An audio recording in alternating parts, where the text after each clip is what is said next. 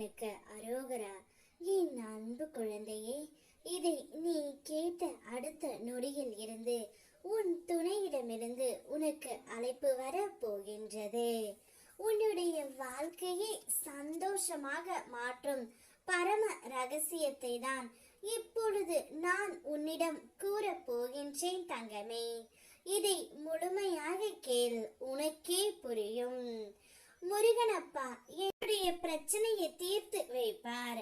முருகனப்பா என்னுடைய ஆசைகளையும் வேண்டுதல்களையும் கனவுகளையும் கோரிக்கைகளையும் நிறைவேற்றி வைப்பார் என்ற ஏக்கத்துடன் என்னை பார்த்து ஓசையின்றி உன்னுடைய உள்ளத்தால் நீ அழுவதை காணும் போது எல்லாம் என் இதயமும் கரைகின்றது தங்கமே. நீ எவ்வளவு உயர்ந்த மேன்மையானவர்.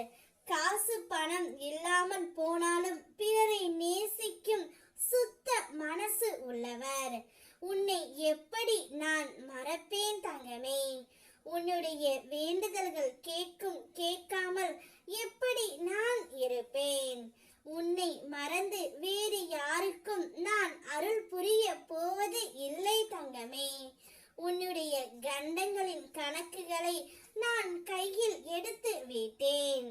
உன்னுடைய வழியில் எல்லாம் என்ன நினைத்து கொண்டு இருக்கிறாய் என்பதை நான் அறிவேன்.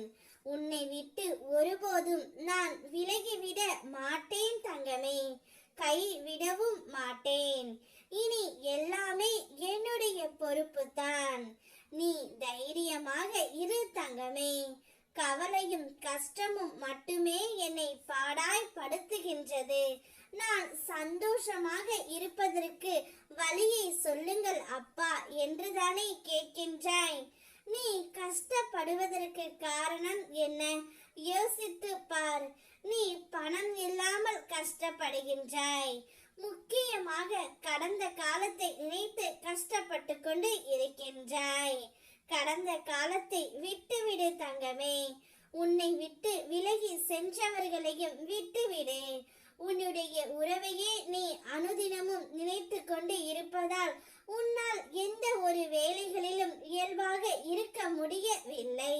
அதனால் அழுது கொண்டே இருக்கின்றாய். எப்படியாவது என் துணையிடமிருந்து ஒரு அழைப்பு வராதா என்று உன்னுடைய ஏக்கம் எனக்கு புரிகின்றது தங்கமே. இதை கேட்ட அடுத்த நொடியில் இருந்து உன்னுடைய உயிரான துணையிடம் இருந்து உனக்கு அழைப்பு வர போகின்றது. அந்த அழைப்பால் நீ சந்தோஷமாக இருக்க போகின்றாய். உன்னை உதறி சென்றவர்கள் அவர்கள் சில உறவுகளை தூக்கி எறிய முடியாமலும் பிரிந்து செல்லவும் முடியாமலும் வெறுத்து ஒதுக்கவும் முடியாமலும் நொடிக்கு நொடி நீ வருந்திக் கொண்டே இருக்கின்றாய். இப்போது நீ என்னுடைய நிழலில் வந்து விட்டாய். அதனால் கவலைப்படாதே. நீ என்று என் பாதத்தில் சரண் அடைந்தாயோ அன்றே நான் உன்னையும் உன் குடும்பத்தையும் சேர்த்து கவனித்துக் கொள்ள ஆரம்பித்து விட்டேன். எப்பொழுதும் உன்னை நான் பார்த்து கொள்கின்றேன். உனக்கு துணையாக முருகனப்பா இருக்கும் பொழுது கவலைப்படாதே, நான் இருக்கின்றேன்.